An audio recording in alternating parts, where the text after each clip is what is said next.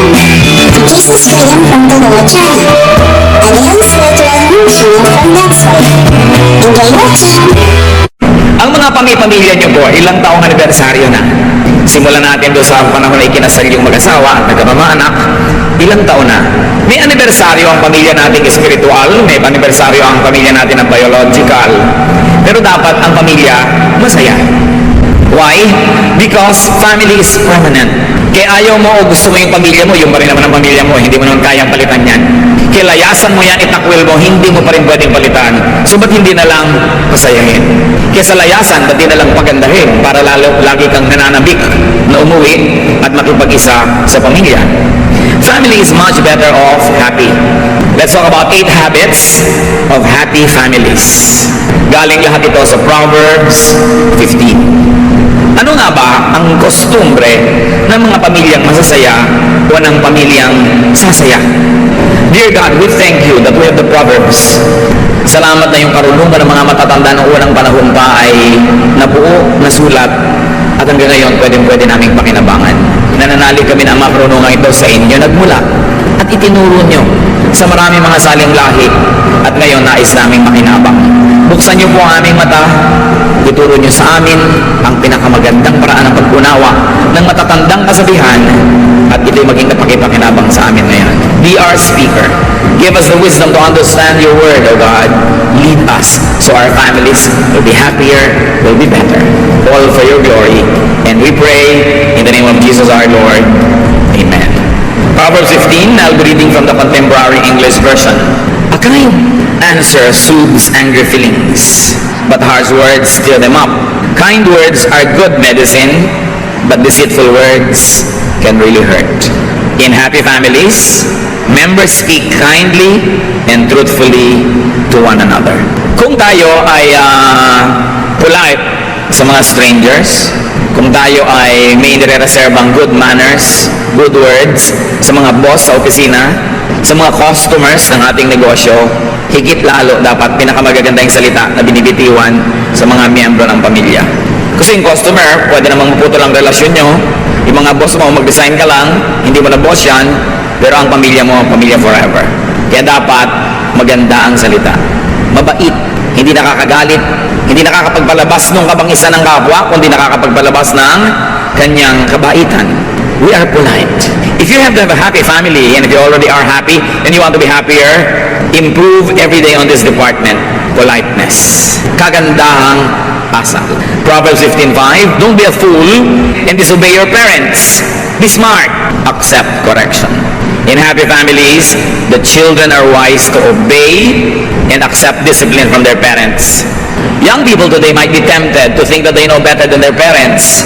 At some points, they probably can be better informed. They can be more knowledgeable, but there's no way that they can be wiser. Wiser comes with age. It comes with experience. It comes with a lot of time.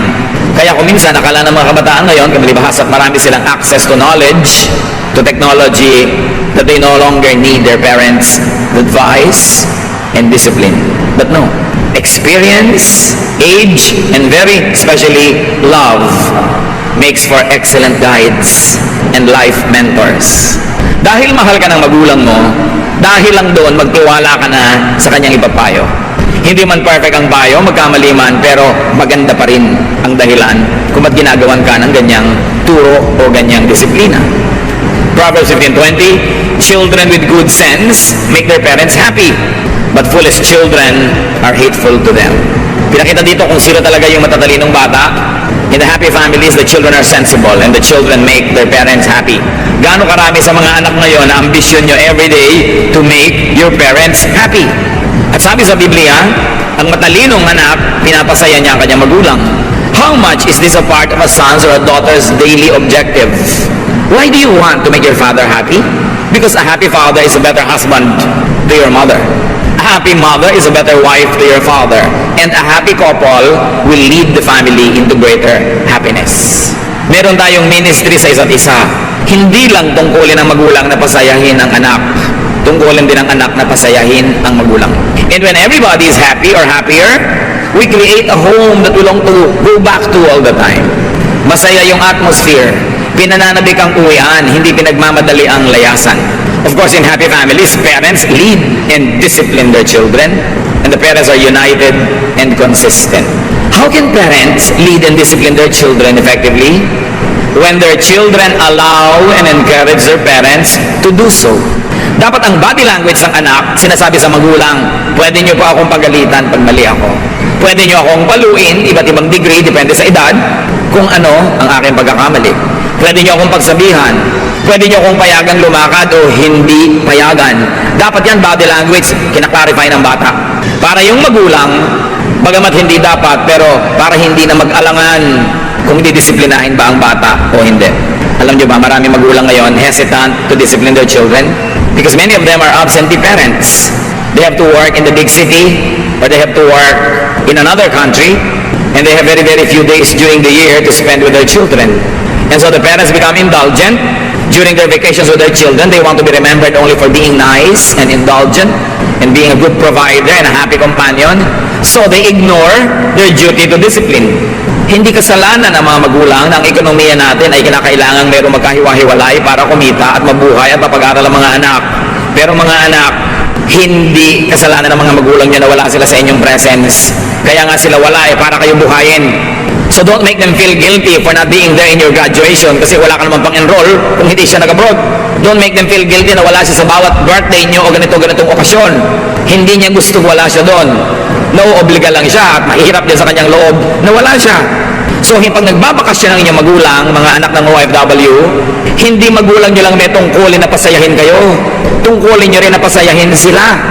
Dahil bawat hotdog, bawat tosino, bawat kanin, bawat ice cream, bawat lollipop na inilalagay nyo sa inyong sikmura ay galing sa pagpapagod na inyong magulang. Hindi yung parang akala mo malaki pa ang pagkukulang nila. Daddy, wala ka ng birthday kung... O sige, sama-sama tayo sa birthday mo. Huwag kang kumain. Huwag kang mag-aral. Akala naman ng mga pamilya na sa magulang na lang lagi yung burden eh. Samantalang yung tatay nyo, nag-iisa abroad, siya ang naglalaba, siya ang mamalansya, siya ang nagluluto, siya ang kakain, siya maghuhugas ng plato. Pag may lagnat siya din ang naglalagay ng sukang iloko kung meron man, sa kanyang noo. At lahat ng pera ay pinapadala sa inyo, pero wala siyang alaga ng asawa, walang alaga ng anak. Tapos pag uwi, siya pa ang manunuyo, parang mali yata yun. Siyempre, mga nanay naman, dapat at yung kakain kayo ng inihaw na bangus, may picture yung tatay doon sa table. O mga anak, kaya tayo may inihaw na bangus at may sausawan pa tayo dahil ang tatay nyo nasa abroad. Pasalamat kayo sa kanya. Pag uwi niya dito, kung pinapagalitan kayo dahil mali ang behavior nyo, tanggapin nyo dahil laman nyo siya.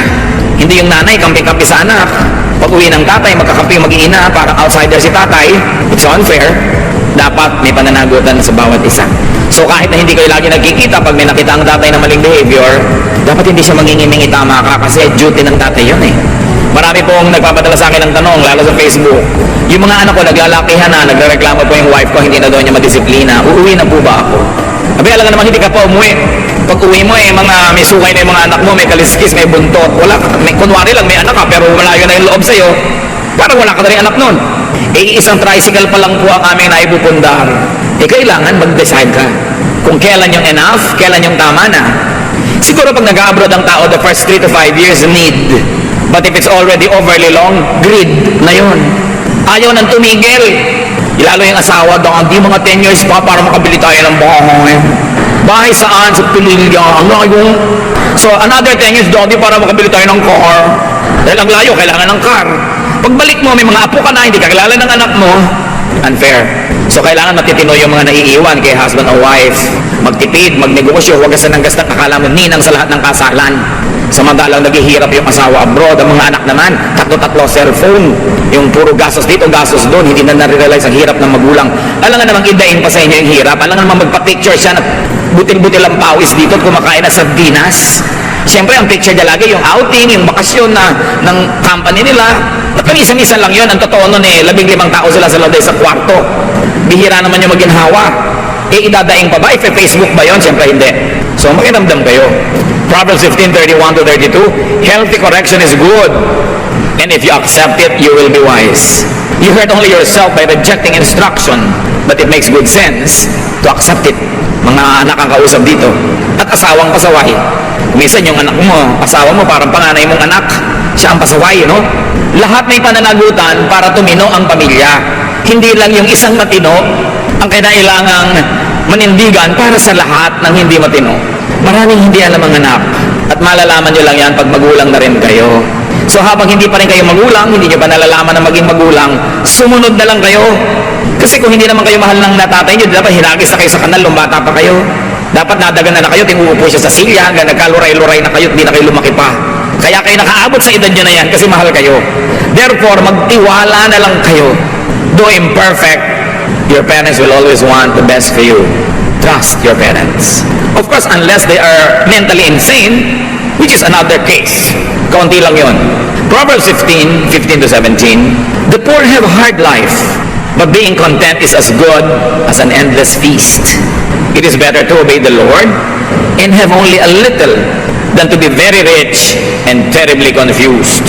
A simple meal with love is better than a feast where there is hatred.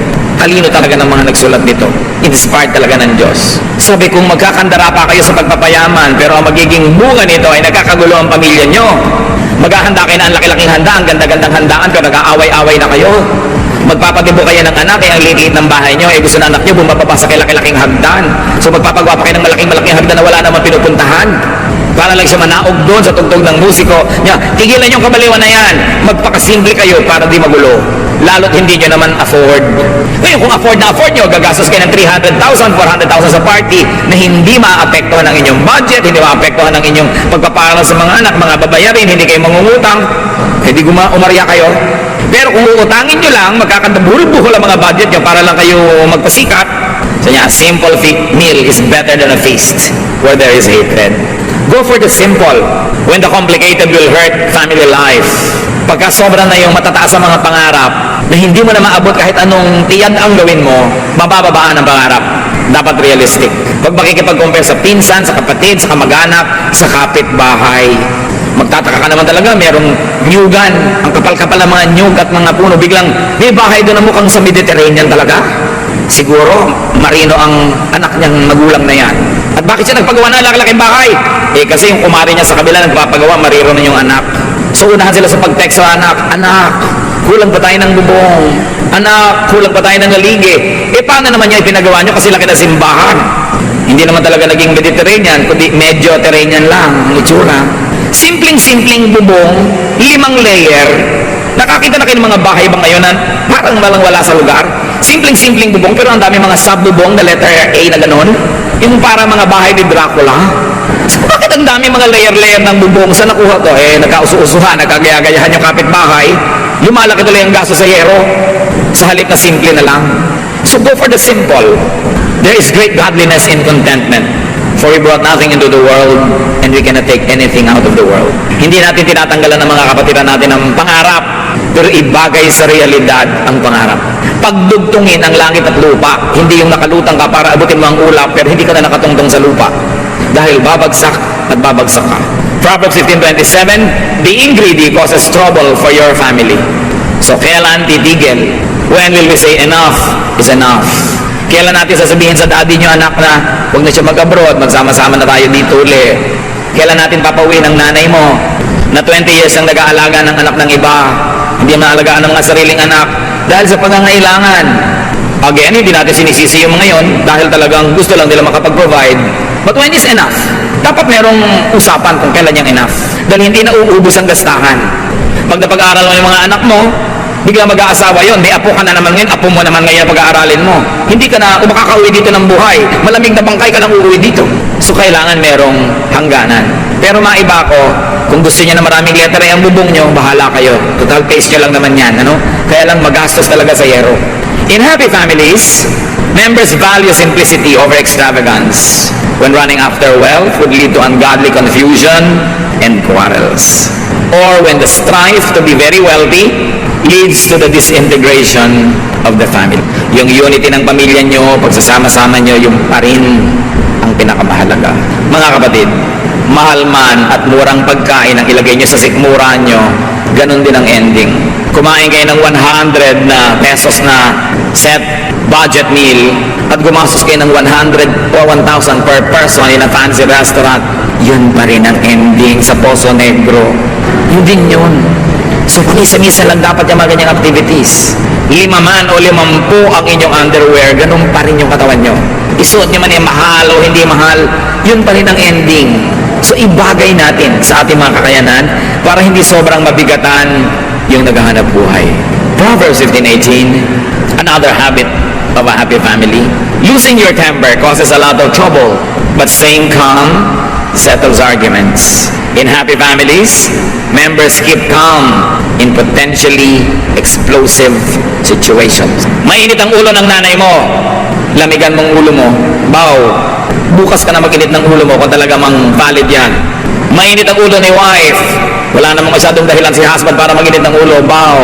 Gayahin natin ang kawayan, nagbabaw pag malakas ang hangin para hindi mabalik. So kitang-kita mo na talagang masama ang mood ng isang member of the family, huwag salubungin. Huwag niyong patunayan na mas kaya niyo na magsumigaw at mas malakas pa sa sigaw niya dahil walang magayaring mabuti. Pag nararamdaman niyo na uuwi sa argumento ang isang usapan, bite your lips, stop talking, wait for a more quiet and subdued moment to plead your cause. Gaano man kahusay, karunungan sasabihin mo, pero kung wala naman nakikinig dahil mainit ang ulo niya at sumisigaw siya, what's the point in speaking? Palampasin. Mas matindi ang galit, ang mood, mas mabilis mawala. Parang ulan. Pag sobrang lakas ng ulan, makakaasa kayo, hindi lalampas ang 10 minutes na pusyon. So pag gano'n na gano'n, very intense ang feeling ng member ng family, hayaan nyo lang, mag-express. At pag payapa na siya, nakakain na, nakapagpahinga na, bukas, sa makalawa, doon yung sabihin, alam mo, ang init-init ng ulo mo last time, gusto ko ipaliwanag sa'yo yung side ko. Hindi naman dapat uminit ang ulo mo doon. Or alam mo, may kamalian ka doon at ito yon. Pero pag tahimik siya, hindi yung paggalit. We communicate with family members to make peace, not to make war. Pero oras sa sumigaw ka, nagalit ka rin, may kasamang dabog, you're not making peace anymore, you're making war. At saan pupunta yung usapan ninyo? Kundi magkakagalit. So, yun daw ang matatalinong miyembro ng pamilya. They don't lose their temper. When you know that you are potentially an explosive about to burst out, be quiet. Mahirap magtimpi, pero mas konti ang damage nun kaysa sa ibulalas mo lahat ng nararamdaman mo. Tapos mamaya sorry ka. Mabuti nagsasorry, pero mas mabuti hindi ka nagsasorry dahil wala ka naman dapat ipagsorry. Hold your tongue. Those who have a loose tongue usually get into a very tight place. Another quality of a happy family, Proverbs 15:19, being lazy is like walking in a thorn patch, but everyone who does right walks on the smooth road. So here, doing right means working hard, doing wrong means being lazy. In happy families, no one is lazy, everyone works. Ang lakas magpalungkot ng mga kasama sa pamilya ang katamaran ng isang miyembro. Lazy members burden the family. Kasi yung dapat buhat nila, pinapabuhat nila sa iba. Yung dapat bayaran nila, pinapabayaran sa iba. Yung dapat gagawin nila, pinapagawa sa iba. You will cause unhappiness. Lazy members cause stress and resentment. Lazy members also destroy harmony and happiness. And very often, lazy members of the family self-destruct. Kalbaryo ang may anak na batugan, mas kalbaryo ang magkapag-asawa ng batugan. Mga babae, kahit ang ganda-ganda ng dibdib niya at may bicep, pag tamad, burahin niyo sa listahan niyo. Ilang araw lang kayo magagandahan sa korte niya, mamaya inis na mararamdaman niyo buong buhay, pag tamad. Kaya mga nanay, huwag niyong konsentihin ang mga tamad yung anak. Kasi ite-turn over niyo sila sa mga papangasawa, walang kakwenta-kwentang tao, kawawa yung mga papangasawa. Yung mga tamad na ayaw magtrabaho pero gusto maganda yung cellphone, mga walang ginagawa kundi magparami ng damit, hindi naman marunong maglaba, kain ng kain, hindi naman marunong magligpit ng plato o magluto. Sa family lahat natitrain yan. At madalas, hindi lagi pero madalas, behind a very tamad na anak ay isang konsentidorang nanay. Yung tamad na lalaking ganon, napangasawa mo ang tamad pala, kadalasan yung biyenan mo ang may kagagawan niyan kasi binaybi si tamad. Alam niyo bang magulang lang nakakapagtyaga sa tamad? Pero ang asawa hindi. Kung akala niyo na pagtsatsagang kayo ng asawa niyo dahil ang tamad niyo, nagpa-private message na sa akin, tinatanong kung lalayasan na kayo. Pinipigil-pigil ko pa lang, ano? Baka akala niyo magtitiis yung mga babae niyan forever, ha? Hindi kayo nakakaramdam. May himagsikang bigla na lang sisiklab. Don't be too sure. Pagka wala kang i-contribute sa inyong family income, ikaw pa yung gastos at nang bababae ka pa. Kadalasan, magkakasama sa isang tao yun. Huwag kang pa kasi sigurong pagtsatsagaan ka ng asawa mo forever. Proverbs 15:22-23, without good advice, everything goes wrong. It takes careful planning for things to go right. Giving the right answer at the right time makes everyone happy. So another habit of a good family, good advice is given and taken. Ang mga pamilyang masasaya, nakikinig sa payo ng isa't isa o payo ng outsider na nakakatulong sa pamilya, at sila man sinisikap magbigay ng magandang payo sa isa't isa. At paano nyo nagagawa yon? Pinapatalino mo ang sarili mo para pag may nagtanong na family member, makasagot ng tama. Hindi ginaya, ano po kaya ang gagawin ko sa asawa? Kaya ewan ko sa'yo, buhay niya yan. Hindi ganun. Dapat nakakapagbigay ka ng matalinong advice. Kaya kailangan pinag-aaralan mo ang buhay. Pinag-aaralan mo ang salita ng Diyos. Nag-observe ka para pag kailangan ng katalinuhan, may makatas naman sa'yo. Tungkulin ng bawat isang membro ng pamilya na magpakatalino. Kasi bawat isang hindi matalino, pabigat. Tayo naman kasi mapagmahal sa mga kamag-anak, lalo immediate family, hindi naman natin talaga tinatapon. Anong ginagawa natin? Pinagtsatsagaan nating pasanin. Hirap na hirap ka, pero pinagtsatsagaan mo. Ito ba ang gusto natin ibigay sa kapwa natin sa pamilya na mahirapan dahil sa atin? Dapat nahihirapan lang sa atin dahil sobra ka pang bata o sobra ka ng matanda kaya hindi mo na maalagaan ang sarili mo. Pero pag nasa gitna ka nun at malusog ka naman, hindi ka dapat problema, hindi ka dapat pasanin. Kasama ka sa lumulutas ng suliranin, hindi ikaw ang suliranin. This is what godliness is all about. So in happy families, that's what happens. Good advice is given and taken. And their diligent search for wise advice produces happiness. Pagka nalulutas sa mga suliranin, lumiliwanag ang madilim, tumutuwid ang liko, ang kasunod nun, kasiyahan, kapahingahan. Proverbs 15:24-25. All who are wise follow a road that leads upward to life and away from death. The Lord destroys the homes of those who are proud. So in happy families, humility is prized and practiced. Hindi masaya ang pamilya na mayayabang ang miyembro. Pataasan, payabangan, patigasan ng loob, patagalang hindi kikibo. Hindi sasaya ang ganong pamilya. Ang sumasaya ang pamilya, yung una-unahan sa pagpapakumbaba. Pag may mali, una-unahan sa pagsusori. Pagka nagtampo, una-unahan sa pagkalimot ng tampo para ma-restore ang relationship. Ganon ang kasiyahan. Hindi yung gustong-gusto mo nang kausapin yung kapatid mo, pero mauna siya. Pag nakaramdam ka na gusto mo na, kahit di ka siya mauna, unahan mo na, dahil siguro inaantay din niya, mauna ka eh. Kaya ang sinasabi sa Bible, outdo one another in doing good, not in doing bad. Kung magko-contest kayo sa loob ng pamilya, contest, pabaitan, paiksian ng pagtatanim ng sama ng loob, padali ang makipagbati kung nakipaggalit man. Even to outsiders, ang isang taong mayabang, mapagmataas, kahit sa outsider, pabigat yan sa pamilya niya. Why? Kasi may makakalaban ka sa labas. Pag inattack ka nun, tinaga ka halimbawa, di ba pamilya mo rin magpapa-hospital sa'yo, dadalaw sa'yo?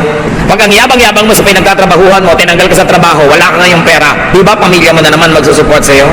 May nakaaway ka, nakipagbabag ka, nakita ng kuya mo, di ba dadamayan ka rin kung binubugbog ka na doon sa labas? So pag mayabang ka, tatandaan mo ito, ipinapahamak mo ang pamilya mo dahil tutulungan at tutulungan ka nila pag nalagay ka sa gulo. Kaya nagpapakumbaba ka rin kahit sa labas, para ang uwi-uwi mo sa pamilya mo, mga kaibigan, hindi ka laban. Kawawa yung mga miyembro ng pamilya na mayroong mga pasagulero, mga kapatid na chismosa, mga napapaaway dito, napapaaway doon dahil madadamay at madadamay ang lahat. So humility is prized and practiced, and therefore the family receives God's favor and protection. Ang yaman itong Proverbs 15. Halimbawa verse 30, a friendly smile makes you happy and good news makes you feel strong. Di ba? Pag nangingitian tayo, nakakarinig tayo ng magandang balita, nakakapagpalakas, hindi lang ng katawan, kundi ng loob. So in happy families, cheerfulness is valued and practiced. Paggising mo sa umaga, conscious ka, magpapasaya ako ng family members. Hindi nakasimangot ang mukha mo, wala kang kinakausap, dahil wala ka sa mood. Bakit kailangang itambak mo sa pamilya mo yung laso na yan na nakuha mo naman sa labas? Si tatay, si nanay, mainit ang ulo sa trabaho. Pag uwi, mainit ang ulo, dala-dala sa pamilya. Bakit yung laso na nakuha mo sa labas, iuwi mo sa bahay? Ganon din yung mga anak. Gagawa ka ng gulo, babagsak ka sa eskwela, susunugin mo yung building, kung ano-anong gagawin mo sa school, yung nagpapakatino mong magulang, ipapatawag ng principal, yung mukha niya na pinipilit niyang pagandahin, kailangan yung kapalan dahil harap sa principal, dahil sa ginagawa mo kabulastugan sa school. Is that fair? Tama ba na ipahiya mo yung mga magulang mo, mga pamilya mo dahil kung ano-anong pinaggagawa mo hindi tama? Tuloy lumulungkot sila, you don't bring them cheer. So a responsible member of a family creates good news. Good news is produced to cheer everyone. Yung nanay, exempted po ako sa enrollment fee next year kasi ang taas ang grade ko. Wow, good news, cheer. Hindi yung ano, fourth year ka uli? Hindi ba 5 taon ka ng fourth year? Bad news. Dapat ang ginagawa mo, good news. Pag mag-uwi ka, good news. Ngayon, siyempre, life is not perfect. Paminsan-minsan, hindi mo sinasadya, may dala-dala kang bad news. And that's what the family is for. We support one another. Pero iba naman yung self-made bad news. Iba yung self-manufactured and avoidable bad news na patuloy pa ulit-ulit. Meron tayong pananagutan na magpasaya ng member ng family. Bawat isa may ganong tungkulin. Galatians 6:10, now therefore, as we have opportunity, let us do good to all people, especially to those who belong to the family of believers. Here, another family is mentioned, the church. Malinaw ang mensahe, do good to your spiritual family, the church. Lahat ng pinag-usapan natin kanina, apply to your church life. But also apply to your biological family. I-apply sa church, i-apply sa bahay. Kasi yan ang dalawa mong pamilya. May third family ka pa siguro, professional family, kung saan ka nagtatrabaho. Pero yan naman, pag labas mo ng opisina, pwedeng hindi mo na sila family. Pero yung church mo, yung biological family mo, yun ang mahalaga sa lahat. Ingatan. Build your family up. Don't bring it down. 2 Kings 20:10, put your house in order. Of course, the context is another issue, but the general idea is the same. Put your house in order. Kung magulo ang pamilya nyo ngayon, magsimula ka mag-ayos noon, mai-inspire yung iba, mag-aayos din sila. Pero pag nagdagdag ka sa gulo, mawala ng gana iba, magdadagdag din sila. Pag lumayas ka, lalayas din sila. So you do what is good. Ang paggawa ng mabuti, nakakahawa din. Ang paggawa ng mali, lalong nakakahawa. So maghawa na lang tayo sa paggawa ng mabuti. Nung hinahanap ng Diyos ang kapatid ni Cain sa Genesis 4:9, Cain answered, am I supposed to look after my brother? Of course, yes. Yun ang expected answer. So you want a happy family? Do your part. Do your part. Hindi ka lang pwedeng recipient. Dapat giver ka rin. And then get your share. That's your reward for doing your part. So examine your contribution to your family. Kung may mga family members na kailangan na natin patawarin dahil sa marami na nilang mga error, patawarin na natin para magsimula uli. Reset the readings to 0. Huwag sa negative. Kung may na-realize tayong dapat natin gawin, gawin. Na-realize na dapat tigilan gawin, tigilan. Because we all want a happy family. Kahit yung family mo, yung binuong mo lang na pamilya dahil wala ka ng biological family inabutan, ulila ka o kung ano man yun, kung ano yung pamilya mo ngayon, di yan ang pamilya mo, the same things apply. Do your part. Obey God. Lumagay sa lugar at magkakaroon tayo ng mas masayang buhay. Panginoon naming Diyos, Panginoon naming Diyos, gustong-gusto ng bawat isa na magkaroon ng masayang pamilya. So turuan mo kami kung paano kami kikilos para maging positive influence kami sa buong family. Kung kami may mga kapintasan na ngayon ay natamaan ng liwanag, salamat at napansin namin para ituwid. At kung may nakita kami pwede pa namin idagdag, Lord, na contribution, empower us so we can be agents of peace, agents of goodness and godliness, agents of your Son, Jesus. Pagbulay-bulayan natin ang mga kapatid dito, pag-isipan, at nawa lahat tayo, magkaroon pa ng higit lalong masayang pamilya. Mas buo, mas makabuluhan, at mas nasasandalan ng isa't isa. Dear Lord, as we ponder Proverbs, teach us to do our part.